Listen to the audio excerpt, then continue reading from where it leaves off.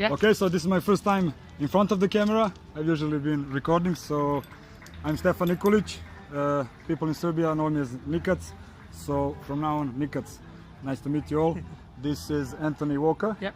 coach of Wales under-19s national team for the European Cup in Belgrade.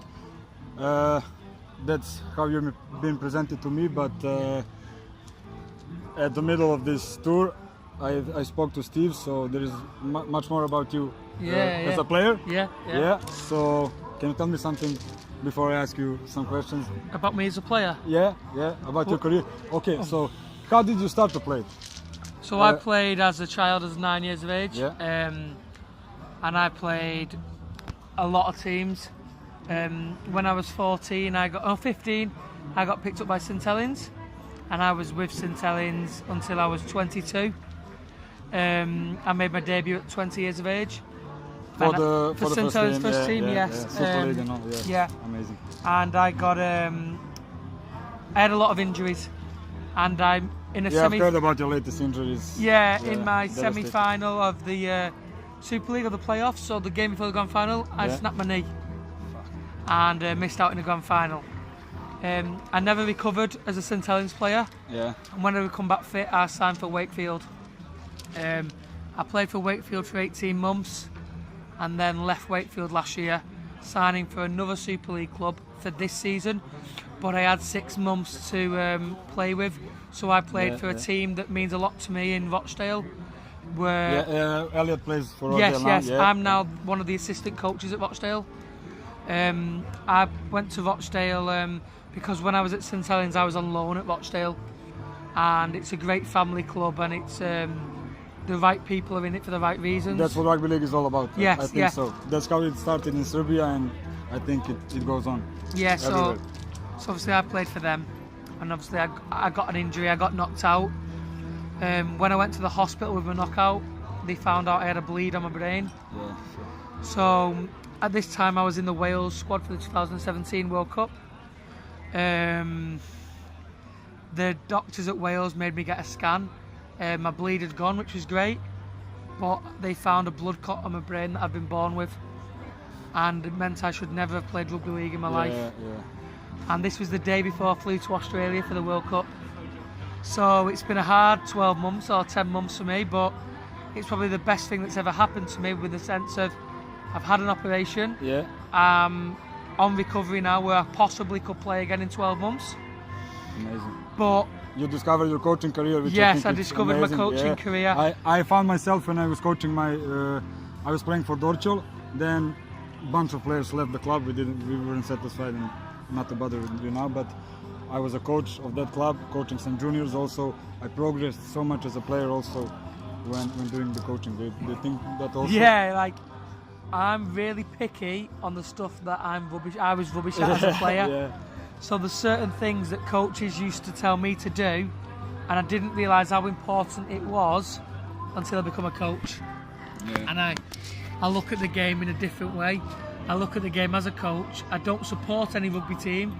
I just watch and learn. And Me neither. As coming from Serbia, there is Partizan and Red Star. Yeah. Only you support either of those clubs, and when it comes to rugby league, I just want to watch good rugby league. Yeah, that's what I I'm can't like be now. bound to any club. You Yeah. know, I'm from Serbia. I can't be bound. Maybe to some players. Yeah, that's what I'm like now. Yeah. So I support my friends more than the team. Yeah. So when I started to play, this was all. Now that I'm sitting with a Super League player, I don't know. I couldn't think about it. You know, we couldn't find a way to watch a game of rugby league. You know, it was on torrents, fucking uTorrent or something, and then I download the game. If I want to watch live, we would get in a group and go to a booking place, because they have the satellite TV, and that's the only way how we could watch live Super League, NRL, or Tri Nations. That was one of my first games, with Tri Nations, England versus New Zealand, 2006. I think amazing game, blood, turnovers, really good. So that's how I fell in love in rugby league and started to download. So we discovered new ways to always download the games. Found some website. It was called Divana. All the NRL games you could download, and we were the most happy in the world. You know. So in 2007, I just wrote a text a few days ago why I love rugby league. Yeah. So there I mentioned 2007 when we were playing under 16s European Cup.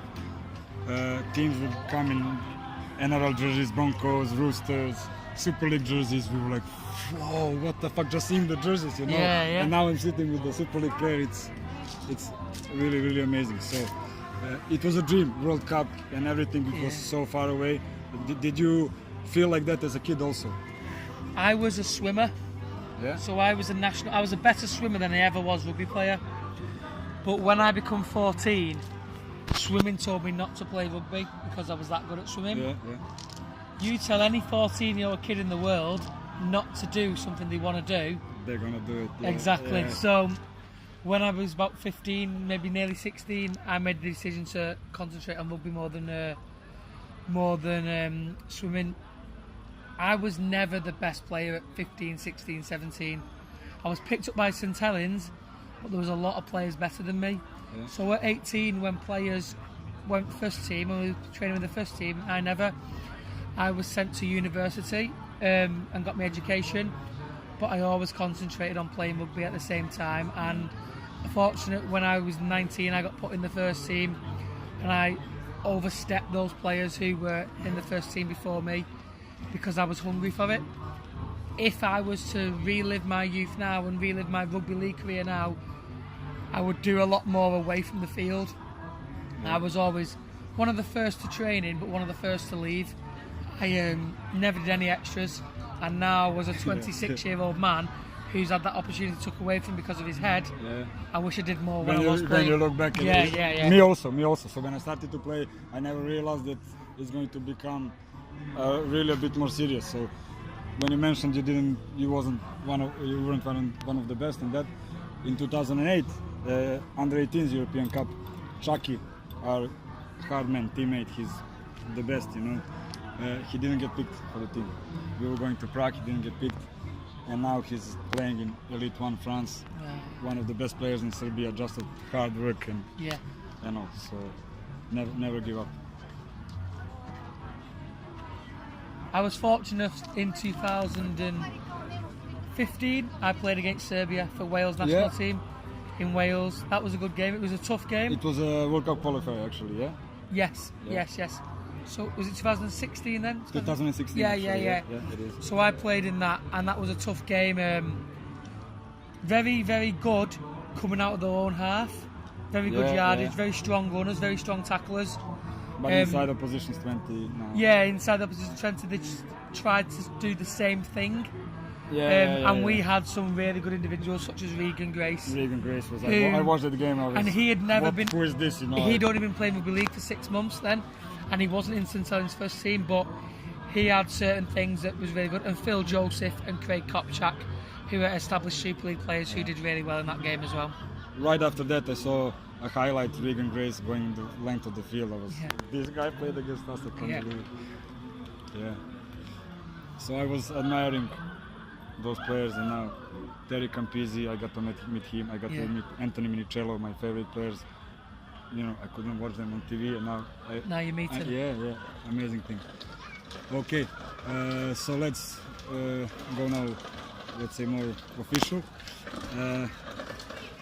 Your favorite teammate, who I played with? Yeah, who impressed you the most on the field, at training and.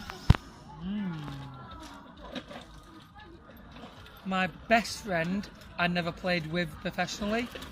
He plays for Widnes now, Alex Gerrard. He's my favourite teammate because he's my best friend. I played with him from when I was 13, and he's the best man at my wedding. Yeah. My favourite player who I played with, and there's two. There's Matty Ashurst, who plays for Wakefield, who I travelled with. Is he related to Bill Ashurst? No, not that I know of, no. But Matty, I used to travel from St Helens to Wakefield, and if you don't know, that's about 2 hours each way. So we used to leave at 5, we used to start training at Wakefield at 6 in the morning. So we'd meet at 4 o'clock in the morning, and I travelled with him. He is the most underrated player I've ever known. If he wasn't playing for Wakefield, he'd be playing for England. Yeah. I think if he was playing for a better team. Yes, I feel as though Wakefield are overlooked by the RFL, and there's some very, very, very good players there. And also there's James Roby. Now, James Roby is the best number 9 in the world, in my opinion. And why he's so good is when he's not at training, he doesn't think about rugby league. So he's got 2 children, he's a family man. He likes to spend time away from rugby, so he only thinks about rugby 80 minutes a week, and that's match day. Yeah. But when he's on the field, he is the best player I've ever played with. Yeah, all the focus is on the 30 minutes, not the rest of the day. When we was at St Helens, if we went for lunch and we were getting pasta, sandwiches, jacket potatoes, he was getting pie, steak and chips, cans of Coke. All the things you shouldn't eat. Yes, what a rugby player shouldn't eat, but he is just the perfect athlete I've ever met. He's fantastic. Yeah, so, okay, now the opposite question, the toughest opponent. It's a hard one for me because I've played against some old-fashioned rugby players, as in like Jamie Peacock and people that You played against him? Yes, a few times. Who people would say he is the toughest opponent they've played against. But for me, the toughest opponent I've played against is a guy who's never played Super League. He's a guy called Tom Lillicrop. He's my age. He was probably the best player in the country at 16. And he never made Super League.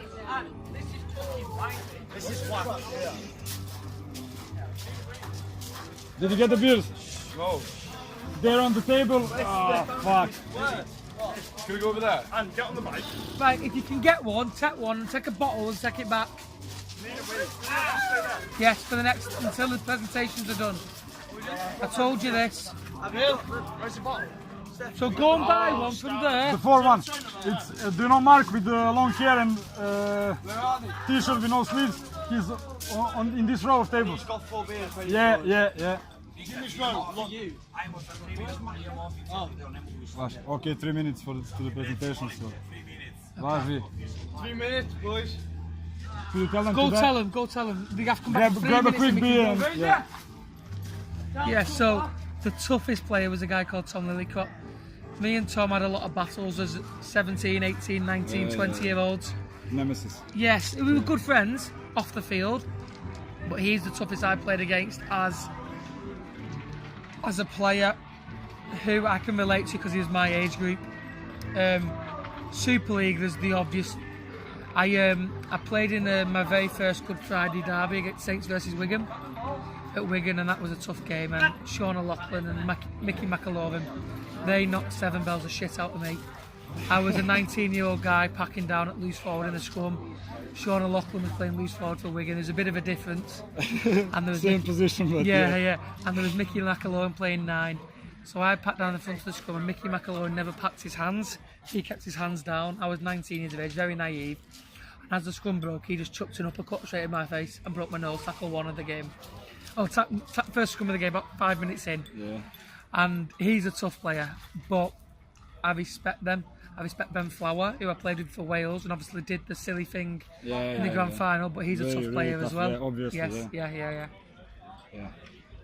Okay, so we're short in time now. I can go on forever with those questions. Yeah. You know, I would like to have a chat for days about this. Cheers. Thank you very much. Thank you very much for the interview. Yeah, no worries.